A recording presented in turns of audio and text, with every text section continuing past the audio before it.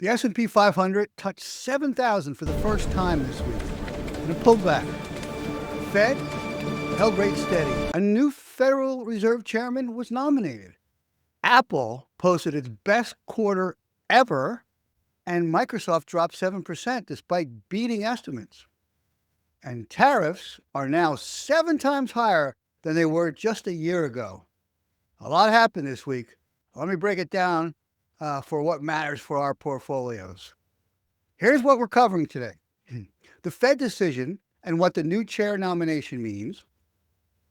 Big tech earnings from Apple, Meta, Microsoft, and Tesla. Tariffs, why the effective rate matters to us. And our portfolio performance and what we're watching for next week. 3 headlines to find this week. First, the Fed voted 10-2 to hold rates at 3.5% to 3.75%. 2 Trump appointees dissented, favoring cuts, and Chair Powell described the economy as on firm footing, but inflation remains above target at 2.7 to 2.8%. Again, I've asked this question, and nobody gives me an answer. Why do they have a target at 2% anyway? Why is that sacrosanct? They don't know anything. Second, the S&P 500 crossed 7,000 on Wednesday.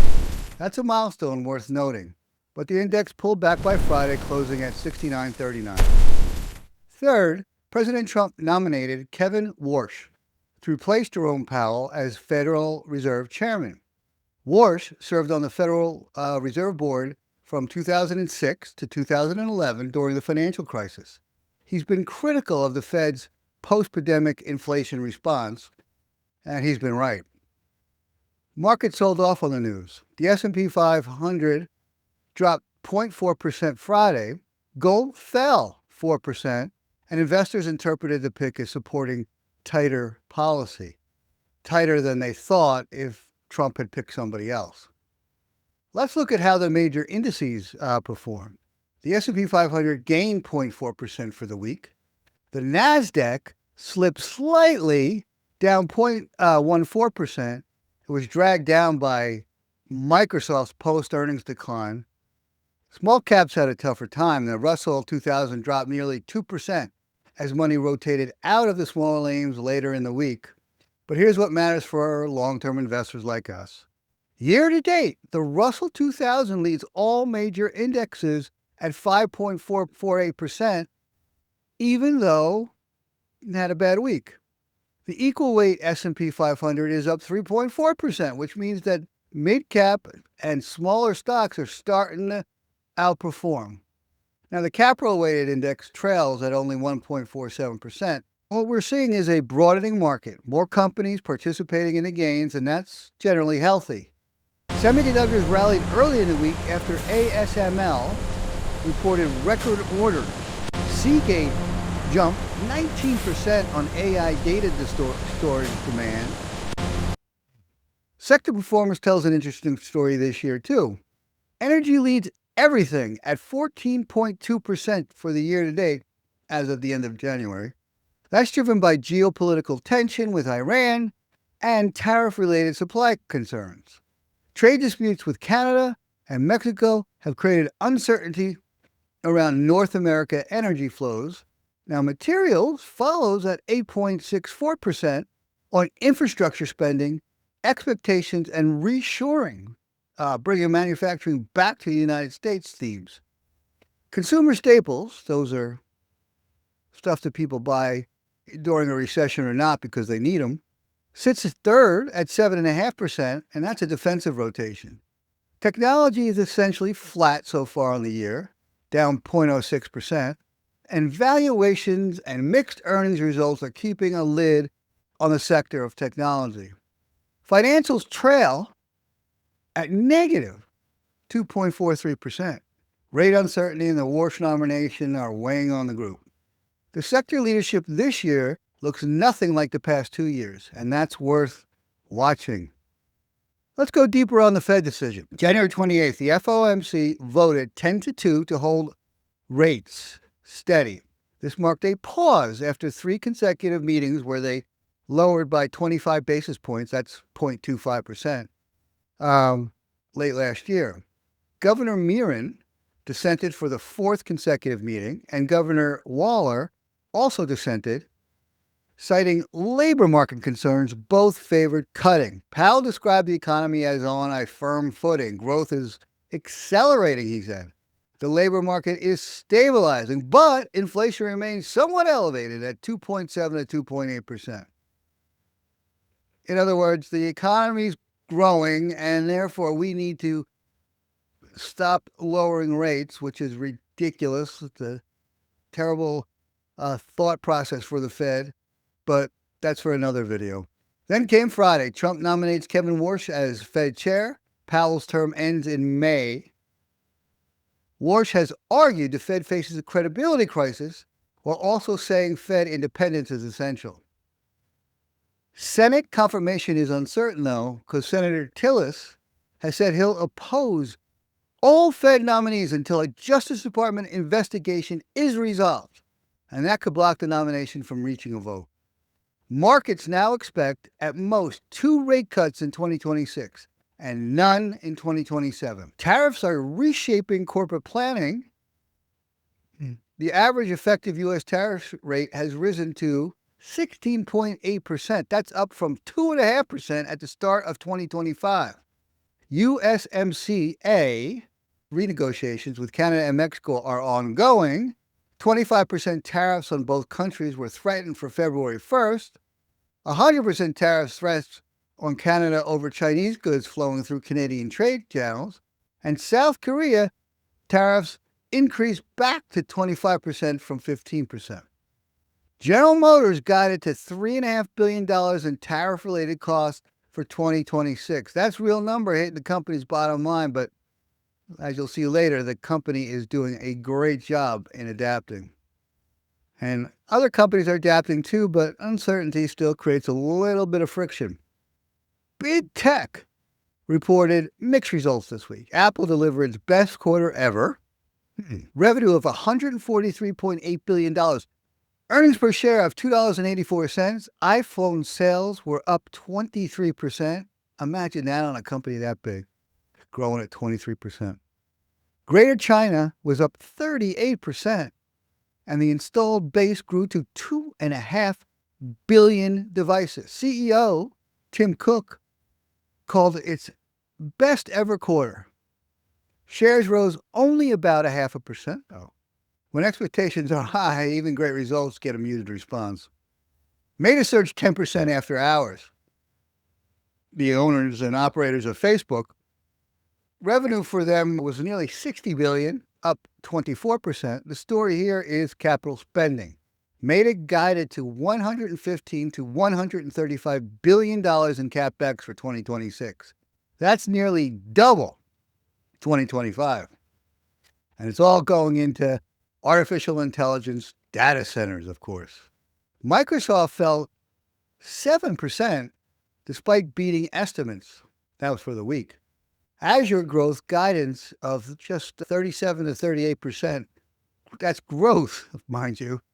Met expectations and it didn't exceed them, and investors, of course, wanted more. And of course, in growth stocks like Microsoft, meeting expectations is often treated as missing them when they have such a high valuation. GM hits an all-time high. GM Motors deserves its own segment altogether, and I'm going to give you one on them in a bit. The company beat earnings expectations, $2.51 per share versus $2.20 expected.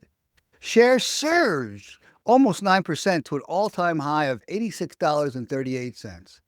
This happened despite a $7.6 billion EV write-down. The company announced a 20% dividend increase and a $6 billion buyback.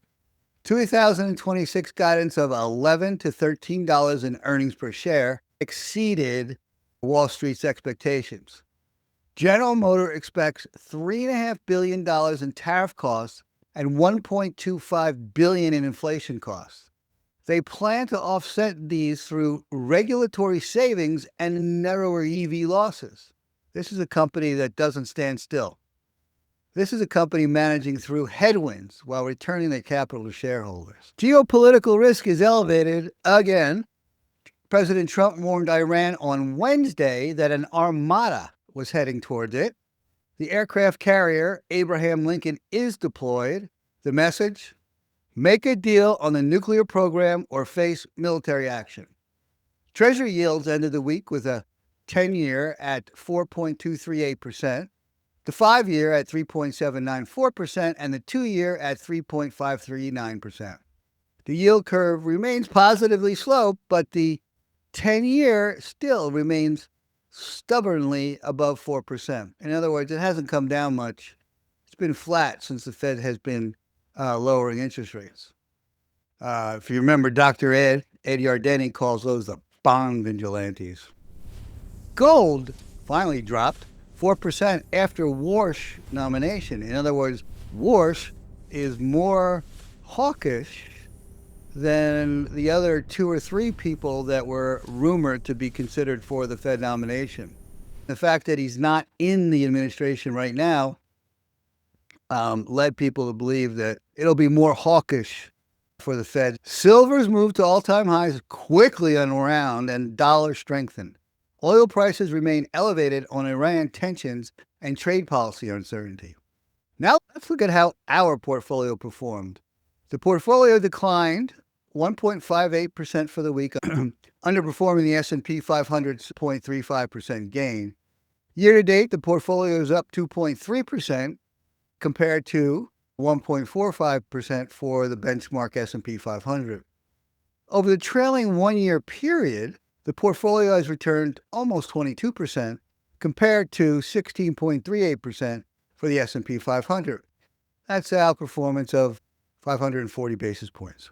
This week's underperformance reflects Microsoft's post-earnings decline, AMD weakness ahead of earnings, and softness in Thermo Fisher and LVMH.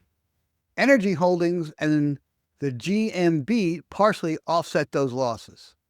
1 week doesn't define a portfolio, of course, and 1 year gives you a better signal. Our top performers this week came from energy and autos. Permian Resources gained 9% on energy sector strength and geopolitical tailwinds. Diamondback Energy, with the symbol FANG, rose 6.45%. Both are pure play Permian basis operators benefiting from the elevated oil prices. General Motors gained 2% for the week after all-time high that I mentioned before. Cisco Systems rose 5% on AI data center infrastructure rotation, and Apple added for the week 4.6% on the record quarter. On the downside, Roper Technologies fell nearly 9%. It's suffering through the software Armageddon that's going on right now. AMD declined 8.8% ahead of Monday's earnings. Microsoft dropped 7.7%. Thermo Fisher fell 7.6% on healthcare sector weakness. And LVMH dropped 7.5% as luxury demand softens, particularly in China, and uncertainty about the tariffs over Greenland coming out of Europe.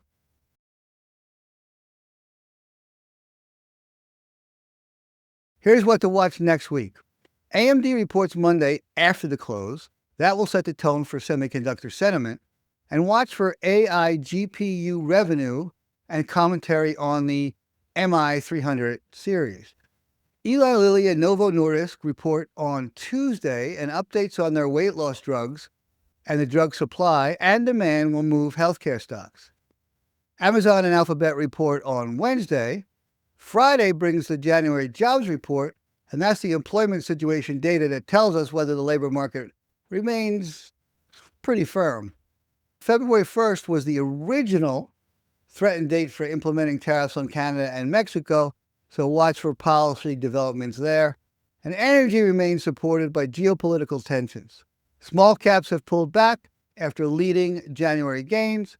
Watch for rotation patterns as risk appetite evolves.